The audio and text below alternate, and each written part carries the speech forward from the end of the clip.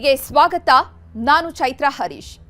ಹೆಂಡತಿ ಸೀರೆ ಲವ್ವರ್ಗೆ ಗಿಫ್ಟ್, ಒಂದೇ ವಾರದಲ್ಲಿ ಆಟ ಖತಮ್. ಪ್ರೀತಿಸಿ ಮದುವೆಯಾದ ಜೋಡಿಗೆ ಸೀರೆಯೇ ವಿಲನ್ ಆಗಿದ್ದು ಹೇಗೆ?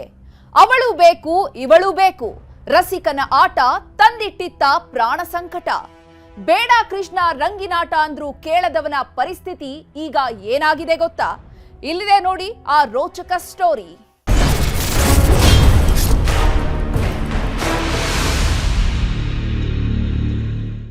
ಒಂದು ವಾರ ಅಷ್ಟೇ ಆಗಿದ್ದು, ಹೆಚ್ಚು ಕಮ್ಮಿ 9 ದಿನ ಅಷ್ಟೇ. ಅವರ ಆಟವೇ ಮುಗಿದು ಹೋಗಿತ್ತು. ಪ್ರೀತಿ ಪ್ರೇಮ ಅಂತಿದ್ದವರ ಬದುಕೆ ಮೂರಾಬಟ್ಟೆಯಾಗಿತ್ತು. ಅವರಿಬ್ಬರ ಬದುಕಿನಲ್ಲಿ ಆ ಸೀರೆಯೇ ವಿಲನ್ ಆಗಿದ್ದು ಹೇಗೆ? ಆ ಸೀರೆಯಿಂದ ಹೊರಬಿತ್ತ ಗಂಡನ ಅಸಲಿ ರಂಗಿನಾಟ, ಆ ಒಂದು ಆಡಿಯೋ ಬಿಚ್ಚಿಟ್ಟಿತ್ತ ಆ ಕರಾಳ ರಹಸ್ಯ. ಇಲ್ಲಿದೆ ನೋಡಿ ವಾರಕ್ಕೆ ಮುಗಿದ ಪ್ರೇಮ ಕಥೆಯ ಅಸಲಿ ಚಿತ್ರಣ.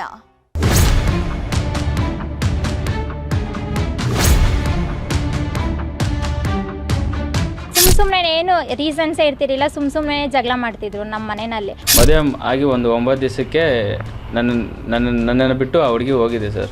ಆ ಹುಡುಗಿ ಏನಕ್ಕೆ ಹೋಗಿರೋದು ಅಂದರೆ, ಈ ಥರ ಅವ್ರ ಮಾವ ಮೆಸೇಜ್ ಮಾಡಿದ್ದ. ಅದಕ್ಕೆ ಕೇಳಿದೆ ಸರ್ ನಾನು, ಏನಕ್ಕೆ ಈ ಥರ ಮೆಸೇಜ್ ಮಾಡಿದ್ದಾರೆ ನಿಮ್ಮ ಮಾವ ಅಂತ. ನಿನ್ನ ಗಂಡನ ಜೊತೆ ಮದುವೆ ಆಗಿದೆಯಲ್ಲ, ಅದೇನೈತೆ ಕ್ಲಿಯರ್ ಮಾಡ್ಕೊ, ಸೆಟ್ಲ್ಮೆಂಟ್ ಮಾಡ್ಕೊ, ನಾನು ನಿನ್ನ ನೋಡ್ಕೊಳ್ತೀನಿ ಅಂತ ಒಂದು ಮೆಸೇಜ್ ಬಂದಿತ್ತು ಸರ್.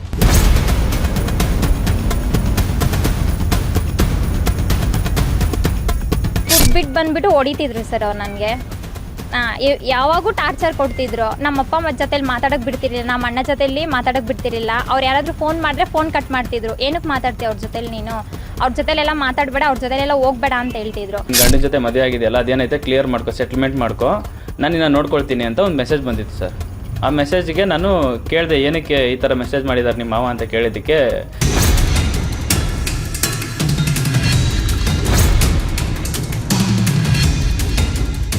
ಗಾನ್ಸಲ್ಲಿ ನಾ ಕೊಟ್ಟಿರೋ ಅಮೌಂಟು ವಾಪಸ್ ಕೊಡೋಕ್ಕೇನು, ಕೊಡೋವ್ರಿಗೂ ಒಂಥರ ಇದ್ರಿ, ಕೊಟ್ಟ ಮೇಲೆ ಒಂಥರ ಇದ್ದೀರಿ ಅಂತ ಹೇಳ್ಬಿಟ್ಟು ಅವ್ರು ಮೆಸೇಜ್ ಹಾಕಿದ್ದಕ್ಕೆ ಇವ್ರು ಈ ಥರ ಕಾಸು ಕೇಳ್ತಾ ಇದ್ದಾರಲ್ಲ, ಕಾಸು ಕೇಳಬಾರ್ದು ಅಂತೇಳಿ ಅವ್ರ ಮೇಲೆ ಆರೋಪ ಮಾಡಿದ್ದಾರೆ ಸರ್.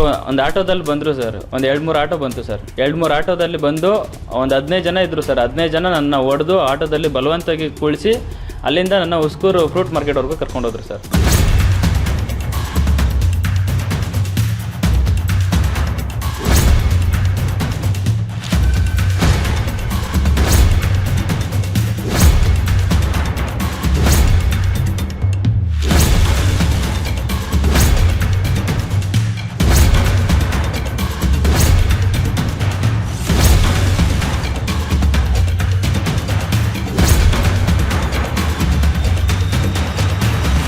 ಅಬ್ಬಬ್ಬಬ್ಬಬ್ಬಬ್ಬ, ಏನ್ ಕಥೆ.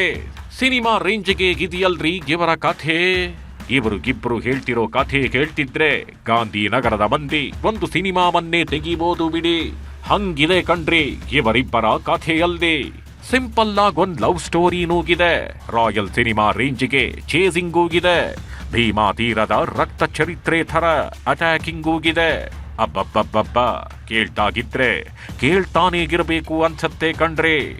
ಅಂದ ಹಾಗೆ ಹೀಗೆ ಒಬ್ಬರ ಮೇಲೆ ಒಬ್ಬರು ಆರೋಪ ಮಾಡ್ತಿರೋರು ಮತ್ಯಾರೂ ಅಲ್ಲ, ಗಂಡ ಹೆಂಡತಿ. ದೇವರ ಮುಂದೆ ನಿಂತು ಅಗ್ನಿ ಸಾಕ್ಷಿಯಾಗಿ ಕೈ ಹಿಡಿದ ಗಂಡ ಹೆಂಡತಿ.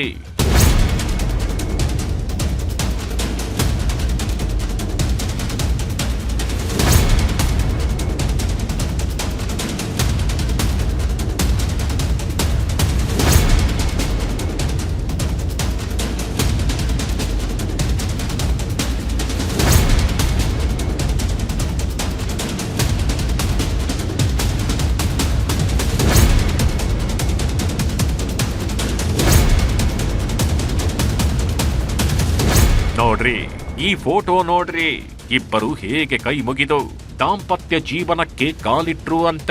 ಇದು ಇವರಿಬ್ಬರು ಮದುವೆಯಾದ ದಿನದ ಫೋಟೋ. ಮದುವೆ ಏನೋ ತುಂಬಾ ಸಿಂಪಲ್ ಆಗಿತ್ತು, ಆದ್ರೆ ಮದುವೆ ಆದ್ಮೇಲಿನ ದಿನಗಳು ಮಾತ್ರ ಸಿಂಪಲ್ ಆಗಿರ್ಲಿಲ್ಲ ಕಣ್ರಿ, ತುಂಬಾನೇ ಹಾರಿಬಲ್ ಆಗಿತ್ತು. ಮದುವೆಯಾದ ನಂತರ ನಮ್ಮ ಬದುಕು ಸುಂದರವಾಗಿರಬಹುದು ಅಂತ ಅಂದುಕೊಂಡಿದ್ರು, ಆದ್ರೆ ಅಂದುಕೊಂಡಂತೆ ಗಿರ್ಲೇ ಇಲ್ಲ ಬದುಕು. ಬದಲಿಗೆ 9ನೇ ದಿನದಲ್ಲೇ ಅಂದ್ರೆ ಒಂದೇ ವಾರದಲ್ಲೇ ಮದುವೆ ಮುರಿದು ಬಿದ್ದಿತ್ತು.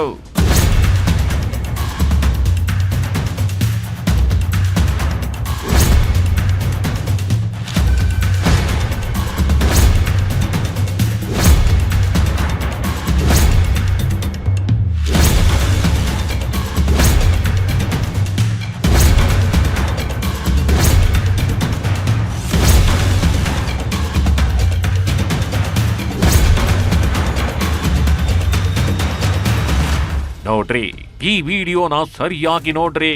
ಮದುವೆ ಗಂಡು ಕಾಲು ಮುರ್ಕೊಂಡು ಹೇಗೆ ಕೂತ್ಕೊಂಡಿದ್ದಾನೆ ನೋಡಿ. ಮದುವೆ ಆದ್ಮೇಲೆ ಏನೇನೋ ಮುರಿಯೋ ಹುಮ್ಮಸ್ಸಿನಲ್ಲಿ ಇರ್ತಾರೆ ಹುಡುಗರು. ಆದ್ರೆ ಇವನು ಕಾಲನ್ನೇ ಮುರ್ಕೊಂಡು ಮೂಲೆಯಲ್ಲಿ ಕೂತ್ಕೊಂಡಿದ್ದಾನೆ. ಹೀಗೆ ಕಾಲ್ ಮುರಿದುಕೊಂಡು ಕೂತಿರೋ ಇವನ ಹೆಸರು ಅಂಬರೀಶ್ ಅಂತ. ಕಲಬುರಗಿ ಮೂಲದ ಹುಡುಗ. ಇವನು ಮದುವೆಯಾದ ಹುಡುಗಿ ಬೆಂಗಳೂರಿನವಳು. ಹೆಸರು ನಂದಿನಿ.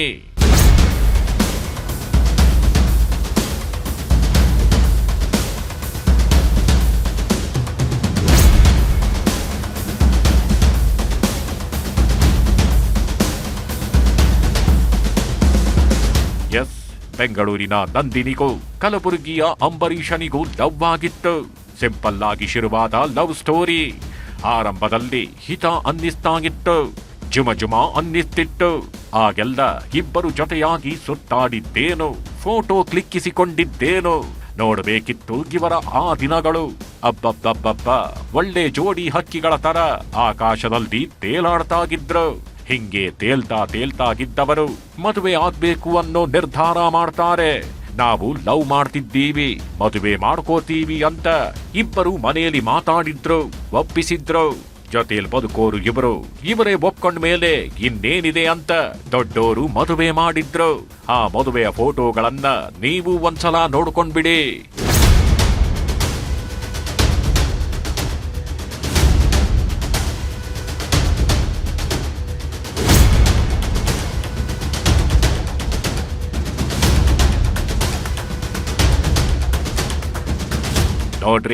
ನೋಡ್ರಿ ಈ ಮದುವೆ ಫೋಟೋನ. ಸಿಂಪಲ್ ಬಿಳಿ ಶರ್ಟು, ಕಾಫಿ ಕಲರ್ ಪ್ಯಾಂಟು, ಕಾಲಲ್ಲಿ ಬೂಟ್ ಹಾಕೊಂಡು ಸಿಂಪಲ್ ಆಗಿದ್ರು ಜೋರಾಗಿ ಕಾಣ್ತಿರೋ ಮದುವೆ ಗಂಡು ಅಂಬರೀಷ. ಇತ್ತ ಪಕ್ಕದಲ್ಲೇ ಮಿರಮಿರ ಅನ್ನೋ ಪಿಂಕ್ ಕಲರ್ ಸೀರೆ ಹಾಕೊಂಡು, ಕೈ ತುಂಬಾ ಬಳೆ ತೊಟ್ಕೊಂಡು, ಕಿವಿಯಲ್ದಿ ಫಳಫಳ ಅಂತ ಹೊಳೆಯೋ ವಾಲೆ ಹಾಕೊಂಡು ಖುಷಿಯಲ್ದಿರೋ ನಂದಿನಿ. ಈ ಜೋಡಿ ನೋಡಿದ ಬಹಳಷ್ಟು ಮಂದಿ ಮನಸ್ಸು ತುಂಬಾ ಹರಸಿದ್ರು. ಅಬ್ಬಾ, ಎಂತ ಜೋಡಿ ಕಂಡ್ರಿ ಇವರದ್ದು ಅಂತ ಅಂದಿದ್ರು. ಆದ್ರೆ ಈ ಜೋಡಿಯ ಪ್ರೇಮ ಕಥೆ ಒಂದೇ ವಾರದಲ್ಲಿ ಮುಗಿದು ಬಿಟ್ಟಿತ್ತು. ಅದಕ್ಕೆ ಕಾರಣ ಮದುವೆ ಟೈಮ್ನಲ್ಲಿ ಈ ನಂದಿನಿ ಹಾಕೊಂಡಿದ್ದ ಸೀರೆ. ನಂದಿನಿ ಹಾಕೊಂಡಿದ್ದ ಸೀರೆಗೆ ವಿಲನ್ ಆಯ್ತ.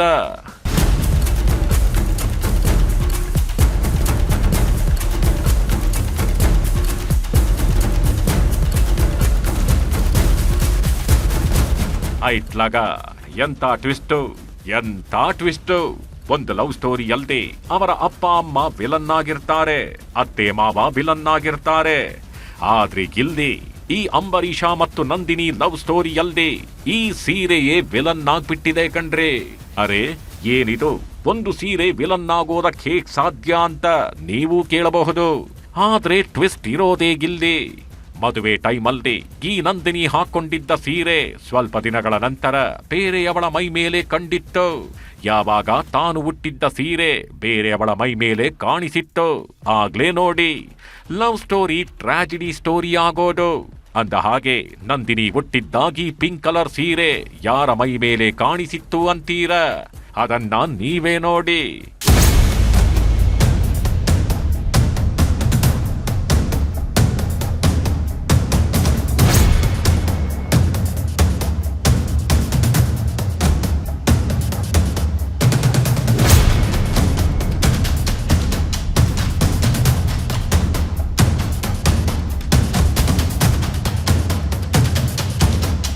ಎಸ್, ನೋಡಿ ಈ ಫೋಟೋನ ಕಣ್ಣರಳಿಸಿ ನೋಡಿ.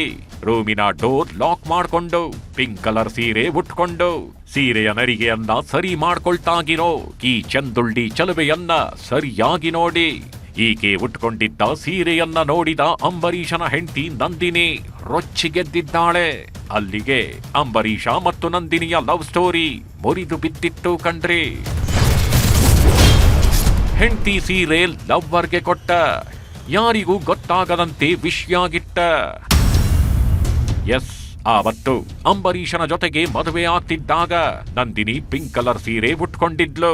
ಅದೇ ಸೀರೆಯನ್ನೇ ಸ್ವಲ್ಪ ದಿನಗಳ ನಂತರ ಮತ್ತೊಬ್ಬಳ ಮೈ ಮೇಲೆ ಕಾಣಿಸಿತ್ತು. ನಾ ಉಟ್ಕೊಂಡಿದ್ದ ಸೀರೆ ಎಲ್ಲೋಯ್ತು ಅಂತ ನಂದಿನಿ ತಡಕಾಡಿದ್ದಾಳೆ. ಹೀಗೆ ಸೀರೆ ಎಲ್ಲೋಯ್ತು ಅಂತ ಹುಡುಕ್ತಾಗಿದ್ದ ನಂದಿನಿಗೆ ಅದು ಕಾಣಿಸಿದ್ದು ಮತ್ತೊಬ್ಬಳ ಮೈ ಮೇಲೆ. ಸೇಮ್ ಸೀರೆ, ಸೇಮ್ ಬಾರ್ಡರು, ಎಲ್ಲ ಸೇಮ್ ಟು ಸೇಮ್.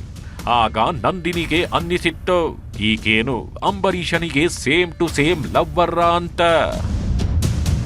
ಸರ್ ಅಂದರೆ ನಾನು ಜಗಳ ಮಾಡ್ಕೊ ಬಂದಲ್ವಾ, ಆವಾಗ ಗಿರಿಯಾಸಲ್ಲಿ ಆ ಹುಡುಗಿನ ಪರಿಚಯ ಮಾಡಿಕೊಂಡು ನನ್ನ ರಿಸೆಪ್ಷನ್ ಸ್ಯಾರಿ ತೊಗೊಂಡೋಗಿ ಅವ್ರ ಅಮ್ಮ ಐರನ್ ಮಾಡಿಕೊಟ್ಟಿದ್ದಾಳೆ ಸರ್. ನನ್ನ ಬಟ್ಟೆ ಎಲ್ಲ ಪ್ರತಿಯೊಂದು ಅವ್ರ ಮನೆಯೆಲ್ಲ ಇದೆ. ಸೊ ಐರನ್ ಮಾಡಿಕೊಟ್ಬಿಟ್ಟು ಅವ್ರಮ್ಮ ಪ್ಯಾಕ್ ಮಾಡಿಬಿಟ್ಟು ಕಟ್ ಕಳಿಸಿದ್ದಲ್ಲ ಆ ಹುಡುಗಿಗೆ. ಕಟ್ ಕಳಿಸ್ಬಿಟ್ಟು ಆ ಹುಡುಗಿ ಉಟ್ಕೊಂಡು ಫೋಟೋ ಕಳಿಸಿದ್ದಾಳೆ sir. New version begins, just wait ಎಂದಿದ್ದ.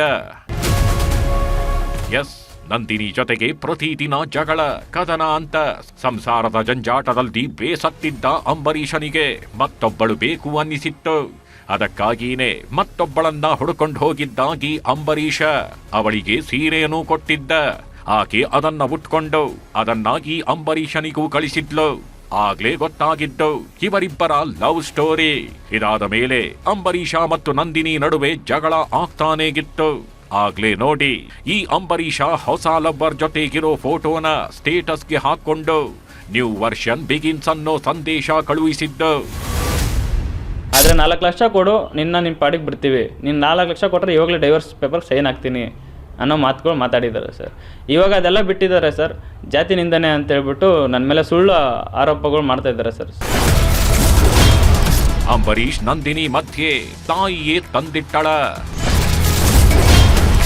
ಅತ್ತೆಯನ್ನೇ target ಮಾಡಿದ್ದೇಕೆ Nandini?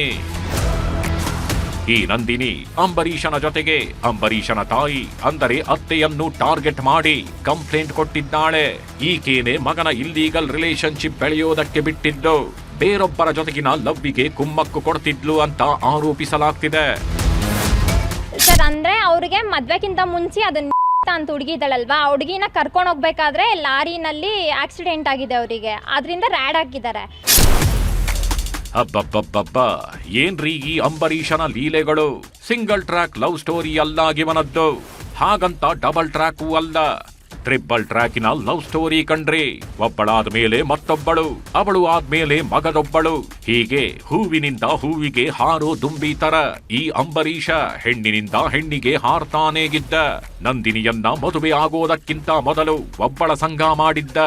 My lovely wife ಅಂತಾನೂ ಹೇಳ್ತಿದ್ದ. ಆಕೆ ಆದ್ಮೇಲೆ ನಂದಿನಿ ಜೊತೆಗೆ ಗಂಟು ಬಿದ್ದಿದ್ದ. ಈ ನಂದಿನಿ ಆದ್ಮೇಲೆ ಮಗದೊಬ್ಬಳ ಜೊತೆಗೂ ನಂಟು ಬೆಳೆಸಿದ್ದ.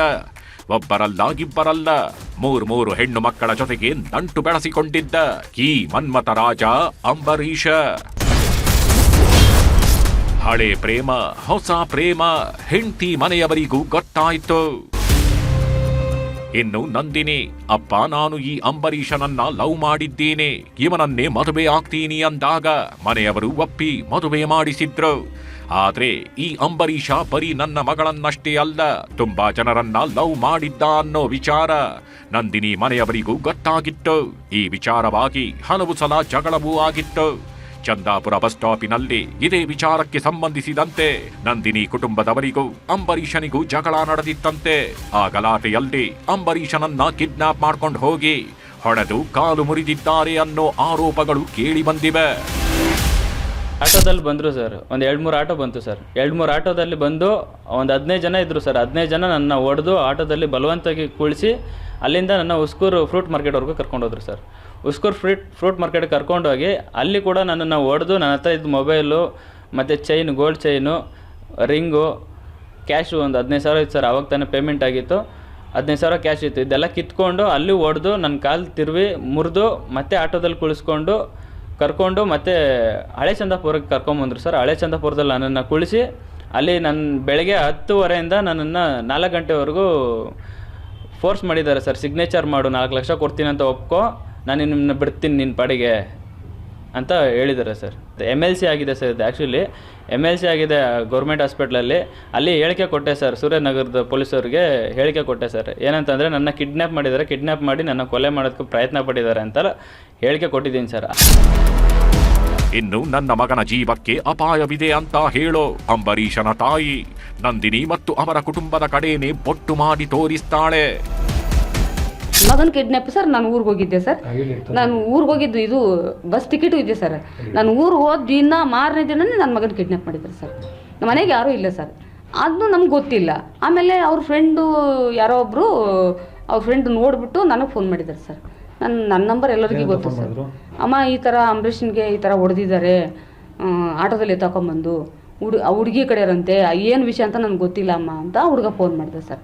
ಹುಡುಗ ಫೋನ್ ಮಾಡಿದ ತಕ್ಷಣ ನಾನು ನನ್ನ ಮಗನಿಗೆ ಫೋನ್ ಮಾಡ್ತೀನಿ. ನನ್ನ ಮಗನ ಫೋನ್ ಇಲ್ಲ ಸರ್. ಕಿತ್ಕೊಂಡಿದ್ದಾರೆ, ಫೋನ್ ಕಿತ್ಕೊಂಡಿದ್ದಾರೆ, ದುಡ್ಡು ಕಿತ್ಕೊಂಡಿದ್ದಾರೆ, ಅವನ ಹತ್ರ ಇರೋದೊಂದು ಚೈನ್ ಕಿತ್ಕೊಂಡಿದ್ದಾರೆ. ಎಲ್ಲ ಕಿತ್ಕೊಂಡು ಎಲ್ಲ ಮಾಡಿ ನನ್ನ ಮಗನ ಬರೀ ಕೈಲಿ ಕೂಡ್ಸವ್ರು. ನಾನು ಯಾರಿಗೆ ಫೋನ್ ಮಾಡಲಿ ಸರ್ ಆ ಟೈಮಲ್ಲಿ? ನಾವು ಗುಲ್ಬರ್ಗದಿಂದ ಬರಬೇಕಾದ್ರೆ ಲೇಟ್ ಆಗುತ್ತಲ್ವಾ? 15 ಅವರ್ ಬೇಕು. 15 ಅವರ್ ನಾವು ಬರೋ ಗಂಟೆ ಸರ್ ನನ್ನ ಮಗನ ಕೇರ್ ಮಾಡಿಲ್ಲ ಸರ್ ಅವರು. ಆದ್ರೆ ಈ ನಂದಿನಿಯನ್ನ ಕೇಳಿದ್ರೆ ಈಕೆ ಹೇಳೋದೇ ಬೇರೆ. ನಮ್ಮಪ್ಪ ಆಗ್ಲಿ ನಮ್ಮ ಕಡೆಯವರಾಗ್ಲಿ ಯಾರೂ ಅವನನ್ನ ಹೊಡೆದಿಲ್ಲ, ಕಾಲು ಮುರಿದಿದ್ದಾರೆ ಅನ್ನೋದು ಕೂಡ ಸುಳ್ಳು. ಹಳೆ ಲವ್ವರ್ನ ಓಡಿಸ್ಕೊಂಡು ಹೋಗುವಾಗ ಆಕ್ಸಿಡೆಂಟ್ ಆಗಿದ್ದು, ಆಗ ಅಂಬರೀಷನ ಕಾಲು ಮುರಿದಿದ್ದು ಅಂತ ನಂದಿನಿ ಬೇರೆಯಂತೆ ಕತೆ ಹೇಳ್ತಾಳೆ. ಸರ್ ಅಂದ್ರೆ ಅವ್ರಿಗೆ ಮದ್ವೆಕ್ಕಿಂತ ಮುಂಚೆ ಅದನ್ನ ಅಂತ ಹುಡುಗಿ ಇದ್ದಾಳಲ್ವಾ, ಆ ಹುಡುಗಿನ ಕರ್ಕೊಂಡು ಹೋಗ್ಬೇಕಾದ್ರೆ ಲಾರಿನಲ್ಲಿ ಆಕ್ಸಿಡೆಂಟ್ ಆಗಿದೆ ಅವರಿಗೆ. ಅದರಿಂದ ರ್ಯಾಡ್ ಹಾಕಿದ್ದಾರೆ. ಸುಮ್ಮನೆ ಇದರಿಂದ ನಾವು ಸುಮ್ಮನೆ ಅವ್ರಿಗೆ ಏನು ಹೊಡೆದೂ ಇಲ್ಲ, ಎಂಥದ್ದಿಲ್ಲ. ನಾನು ಹೊಡೆದಿದ್ದೀನಿ, ಅದಕ್ಕೆ ಸುಮ್ಮನೆ ಬ್ಯಾಂಡೇಜ್ ಸುತ್ಕೊಂಡು ಆನೇಕಲ್ ಹಾಸ್ಪಿಟ್ಲಲ್ಲಿ MLC ಮಾಡಿಸಿ ಅವ್ರು FIR ಮಾಡಿದ್ದಾರೆ ಸರ್. ಲವ್ ಮಾಡಿ ಮದುವೆ ಆದವರು ಒಂದೇ ವಾರಕ್ಕೆ ವಿಲನ್ಗಳ ತರ ಕಿತ್ತಾಡ್ತಿದ್ದಾರೆ, ಸಂಸಾರವನ್ನೇ ಹಾಳು ಮಾಡಿಕೊಂಡಿದ್ದಾರೆ. ಇಷ್ಟಕ್ಕೆಲ್ಲ ಕಾರಣ ಆಗಿತ್ತು ನಂದಿನಿ ಉಟ್ಕೊಂಡಿದ್ದ ಈ ಸೀರೆ.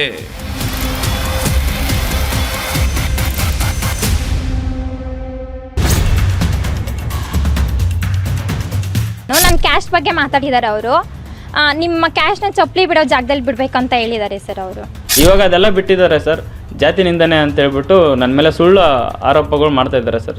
ಕ್ಯಾಸ್ಟ್ ಅವ್ರದ್ದು ಬಂದ್ಬಿಟ್ಟು ಲಿಂಗಾಯಿತು, ನಮ್ಮ ಬಂದ್ಬಿಟ್ಟು SC. ಕ್ಯಾಸ್ಟ್ ಎಲ್ಲ ಗೊತ್ತಾಗಿನೇ ಮದುವೆ ಮಾಡ್ಕೊಂಡಿದ್ದು. ಇನ್ವಿಟೇಷನ್ ಕಾರ್ಡ್ ಎಲ್ಲ ಓಡಿಸಿದ್ದೀವಿ ಸರ್. ಸರ್ ಮೊದಲು ನನಗೆ ಗೊತ್ತಿರಲಿಲ್ಲ ಸರ್, ನಮ್ಮ ಅಮ್ಮಗೂ ಗೊತ್ತಿರಲಿಲ್ಲ ಸರ್. ನಮ್ಮಮ್ಮ ಹತ್ರ ಬಂದು ಅವ್ರು ಹೇಳ್ಕೊಂಡಿದ್ದು, ನಾವು ಲಿಂಗಾಯತ್ರವ್ರೆ, ನಿಮ್ಮ ಮಗ ಇಷ್ಟ ಆಗಿದ್ದಾನೆ ಅಂತ ಹೇಳ್ಬಿಟ್ಟು ಎಲ್ಲ ಹೇಳಿ ಮದುವೆ ಮಾಡಿದ್ದು ಸರ್. ಜಾತಿ ಜಾತಿ ಜಾತಿ, ಪ್ರೀತಿ ಮಾಡಬೇಕಾದ್ರೆ ಬರ್ಲಿಲ್ಲ ಜಾತಿ, ಒಬ್ಬರನ್ನೊಬ್ಬರು ನೋಡಿದಾಗ ಬೇಕಿರ್ಲಿಲ್ಲ ಜಾತಿ, ಜೊತೆಗೆ ಸುತ್ತಾಡುವಾಗ ಬೇಕಿರ್ಲಿಲ್ಲ ಜಾತಿ, ತಾಳಿ ಕಟ್ಟುವಾಗ ಕಟ್ಟಿಸಿಕೊಳ್ಳುವಾಗ ಬೇಕಿರ್ಲಿಲ್ಲ ಜಾತಿ. ಆದ್ರೆ ಜಗಳ ಹೊತ್ತಿದಾಗ ಜಾತಿಯ ಕಿಡಿನು ಹೊತ್ತಿಕೊಂಡಿತ್ತು. ಜಾತಿ ಧರ್ಮವನ್ನು ಮೀರಿ ಪ್ರೀತಿ ನಿಲ್ಲಬೇಕಿತ್ತು. ಆದ್ರೆ ಪ್ರೀತಿಯನ್ನ ಕೊಲ್ಲೋದಕ್ಕಾಗಿ ಜಾತಿ ಧರ್ಮದ ಸಂಕೋಲೆಯೇ ಸೃಷ್ಟಿಯಾಗ್ಬಿಟ್ಟಿತ್ತು. ನನ್ಗೆ ಜಾತಿ ಬೇಕಾಗಿಲ್ಲ ಸರ್. ನನಗೆ ಬೇಕಾಗಿರೋದು ಒಂದು ಮನಸ್ಸು, ಒಳ್ಳೆ ಮನಸ್ಸಿದ್ರೆ ಸಾಕು ಅಂತ. ನಾನು ಆ ಕ್ಯಾರೆಕ್ಟರ್ದವಳು. ಅವ್ರು ನೋಡಿದ್ರೆ ಬೇರೆ ಬೇರೆ ಥರ ಈಗ ದುಡ್ಡುಗೋಸ್ಕರ ನನ್ನ ಮಗನಿಗೆ ಏನೇನೋ ಆಪದನೆ ಹೊರಿಸ್ತಾ ಇದ್ದಾರೆ ಸರ್ ಅವರು. ಬೇರೆ ಅದು ಬಿಟ್ಟರೆ ಬೇರೆ ಏನು ಇಲ್ಲ ಸರ್. 4 ಲಕ್ಷ ಕೊಟ್ಟರೆ ನಿನಗೇನು ಮಾತಾಡ್ಸಲ್ಲ. 4 ಲಕ್ಷ ಕೊಡು. ಮದುವೆ ಆದ 9 ದಿನಕ್ಕೆ 4 ಲಕ್ಷ ಯಾರು ಕೊಡ್ಬೇಕು ಸರ್? ಆದ್ರೆ ನಾನು 4 ಲಕ್ಷ ಎಲ್ಲಿಂದ ತರ್ಲಿ ಅಂತ ಈ ಅಂಬರೀಷ ಮತ್ತು ಅಂಬರೀಷನ ತಾಯಿ ಹೇಳ್ತಿದ್ದಾರೆ. ಇದರಿಂದಾಗಿ ಪ್ರಕರಣ ಇನ್ನೂ ಜಟಿಲ ಆಗ್ತಿದೆ. ಇದರ ಮಧ್ಯೆ ಅಂಬರೀಷ ಜಾತಿ ನಿಂದನೆ ಮಾಡಿದ್ದಾನೆ ಅನ್ನೋದು ಬಹಳ ಪ್ರಬಲವಾಗಿದೆ. ಜಾತಿ ನಿಂದನೆಯ ಆಡಿಯೋ ಕೂಡಾಗಿದೆ. ಲೇ ನಂದಿನಿ, ನಿಮ್ಮ ಜಾತಿಯವ್ರನ್ನ ನಮ್ಮೂರಲ್ಲಿ ಏನು ಚಪ್ಪಲಿ ಬಿಡೋ ಜಾಗದಲ್ಲ, ನಮ್ಮನೆ ಹೊರಗಡೆ ಬಾರ್ಡ್ರಲ್ಲಿ ಕೂಡ ಬಿಟ್ಕೊಳಲ್ಲ ಆಯ್ತಾ? ನಿನ್ನಂತವಳ ನಮ್ಮ ಮನೆ ಒಳಗಡೆ ಸೇರಿಸ್ಕೊಂಡೆ ನೋಡು, ನನ್ನ ಕೆರೆ ತಗೊಂಡು ನಾನು ಹಾಕೋಬೇಕು. ಇನ್ನು ಜಾತಿ ನಿಂದನೆ ಮಾಡಿದ್ದರ ಬಗ್ಗೆ ಅಂಬರೀಷ್ ತಪ್ಪೊಪ್ಪಿಕೊಳ್ತಾನೆ. ಯಾವುದೋ ಸಿಟ್ಟಿನಲ್ಲಿ ಬೈದಿದ್ದೀನಿ, ಅದಕ್ಕೆ ಕ್ಷಮೆ ಕೇಳಿದ್ದೀನಿ ಅಂತಾನೆ ಅಂಬರೀಷ. ಆದ್ರೆ ಇದು ಇಷ್ಟಕ್ಕೆ ಮುಗಿಯೋದಿಲ್ಲ. ಈ ಅಂಬರೀಷನ ಜೊತೆಗೆ ಪೊಲೀಸರು ಶಾಮೀಲಾಗಿ ನಂದಿನಿ ಮತ್ತವರ ಕುಟುಂಬವನ್ನೇ ಸಿಕ್ಕಾಕಿಸೋದಕ್ಕೆ ಪ್ರಯತ್ನ ಮಾಡಲಾಗ್ತಿದೆ ಅನ್ನೋ ಆರೋಪವೂಗಿದೆ. ಅದಕ್ಕೆ ಸಾಕ್ಷಿ ಎನ್ನುವಂತಿದೆ ಮತ್ತೊಂದು ಆಡಿಯೋ. ಅದೇ ಸರ್, ಅವರು ಹುಡುಗಿ ಕಡೆಯವರು ಯಾರೋ 1-2-3 ಬಂದಿದ್ದಾರೆ ಸರ್. ಎಲ್ಲಿ? ಇಲ್ಲಿ ಸ್ಟೇಷನ್ಗೆ ಸರ್. ಯಾವನಿಗೂ ಕೇರ್ ಮಾಡಬೇಡ, ಸುಮ್ಮನಿರೋ, ಕೇಳು. ಹಾ ಸರ್. ಸರ್, ನಾನು ಸಿಕ್ಕಾಬಿಟ್ಟು ಸಾಲ ಮಾಡ್ಕೊಂಡಿದ್ದೀನಿ, ನನಗೆ 5 ಲಕ್ಷ ರೂಪಾಯಿ ಕೊಟ್ರೆ ನಾನು ಡೈವರ್ಸ್ ಕೊಡೋದಕ್ಕೆ ಸ್ಟಾರ್ಟ್ ಮಾಡುವಲ್ತಾ? ಹಾ ಸರ್.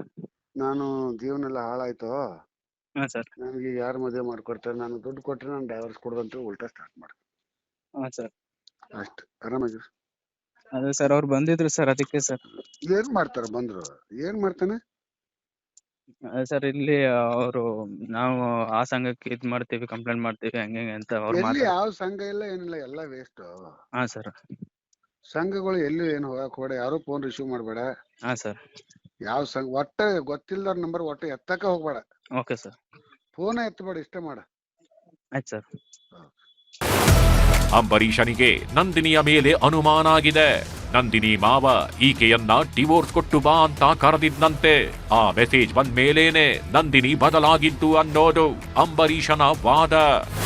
ಏನಂತಂದರೆ ಆ ಹುಡುಗಿ ಅವ್ರ ಮಾವ ಆ ಹುಡುಗಿಗೆ ಮೆಸೇಜ್ ಮಾಡಿರೋದು, ಅದೇನಿದೆಯಾ ಕ್ಲಿಯರ್ ಮಾಡ್ಕೊ, ನಿನ್ನ ಗಂಡನ ಜೊತೆ ಮದುವೆ ಆಗಿದೆಯಲ್ಲ ಅದೇನೈತೆ ಕ್ಲಿಯರ್ ಮಾಡ್ಕೊ, ಸೆಟಲ್ಮೆಂಟ್ ಮಾಡ್ಕೊ. ಏನಮ್ಮಾಗಿದು ಕಥೆ ಅಂದ್ರೆ ಅದಕ್ಕೆ ಈ ನಂದಿನಿ ಏನಂದ್ಲು ಗೊತ್ತಾ? ಇಲ್ಲ, ನಮ್ಮ ಮಾವ ಹತ್ರ ಅವ್ರು 10,000 ಅಮೌಂಟ್ ತೊಗೊಂಡಿದ್ರು. ಅವರು ಅಮೌಂಟು ಕೇಳೋಣ ಅಂತೇಳಿ ರಿಟರ್ನ್ ಕಾಲ್ ಮಾಡ್ತಿದ್ರು. ಸೊ ಆವಾಗ ಇವರು ಬ್ಲ್ಯಾಕ್ ಲಿಸ್ಟ್ಗೆ ಹಾಕಿದ್ರು, ಕಾಸು ಕೊಡಬೇಕಲ್ಲ ಅಂತೇಳಿ. ಅದಕ್ಕೆ ಅವ್ರು ಮೆಸೇಜ್ ಹಾಕಿದ್ರು, ಏನು ಗಾನ್ಸಲಿನ ಕೊಟ್ಟಿರೋ ಅಮೌಂಟು ವಾಪಸ್ ಕೊಡೋಕ್ಕೇನು, ಕೊಡೋವ್ರಿಗೂ ಒಂಥರ ಇದ್ರಿ, ಕೊಟ್ಟ ಒಂಥರ ಇದ್ದೀರಿ ಅಂತ ಹೇಳ್ಬಿಟ್ಟು ಅವ್ರು ಮೆಸೇಜ್ ಹಾಕಿದ್ದಕ್ಕೆ ಇವ್ರು ಈ ಥರ ಕಾಸು ಕೇಳ್ತಾ ಇದ್ದಾರಲ್ಲ, ಕಾಸು ಕೇಳಬಾರ್ದು ಅಂತೇಳಿ ಅವ್ರ ಮೇಲೆ ಆರೋಪ ಮಾಡಿದ್ದಾರೆ ಸರ್. ಐತ್ಲಾಗ ಅವನು ನೋಡಿದ್ರೆ ಈ ನಂದಿನಿ ಬಗ್ಗೆನೆ ಏನೇನೋ ಸ್ಟೋರಿ ಹೇಳ್ತಾನೆ. ಈಕೆ ನೋಡಿದ್ರೆ ಅಂಬರೀಷನ ಬಗ್ಗೆಯೇ ನಾನಾ ಥರದ ಕತೆ ಹೇಳ್ತಾಳೆ. ಪ್ರೀತಿಸಿ ಜೊತೆಗೆ ಬದುಕಬೇಕು ಅಂತ ಒಂದಾದೋರಿಗೆ ಈಗ ದೂರ ಆಗೋದಕ್ಕೆ ನಾನಾ ಕಾರಣಗಳು ಸಿಗ್ತಿವೆ. ಪ್ರೀತಿಗಿಂತ ಈ ಕಾರಣಗಳೇ ದೊಡ್ಡದಾದ ಮೇಲೆ ಇನ್ನು ಪ್ರೀತಿ ಎಲ್ಲಿ ಉಳಿಯತ್ತೆ ಹೇಳಿ?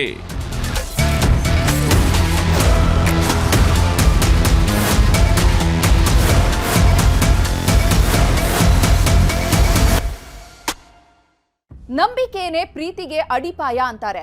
ಆ ನಂಬಿಕೆನೇ ಇಲ್ಲದಾದ್ಮೇಲೆ ಇನ್ನೆಲ್ಲಿಯ ಪ್ರೀತಿ, ಇನ್ನೆಲ್ಲಿಯ ಪ್ರೇಮ, ಇನ್ನೆಲ್ಲಿಯ ಸಂಬಂಧ ಅಲ್ವಾ? ಇದಾಗಿತ್ತು ಇವತ್ತಿನ ಕ್ರೈಮ್ ಸ್ಟೋರಿ. ಮತ್ತೊಂದು ಇಂಟ್ರೆಸ್ಟಿಂಗ್ ಕ್ರೈಮ್ ಕಹಾನಿಯೊಂದಿಗೆ ಮುಂದಿನ ಎಪಿಸೋಡ್ನಲ್ಲಿ ಭೇಟಿಯಾಗೋಣ. Until than, take care.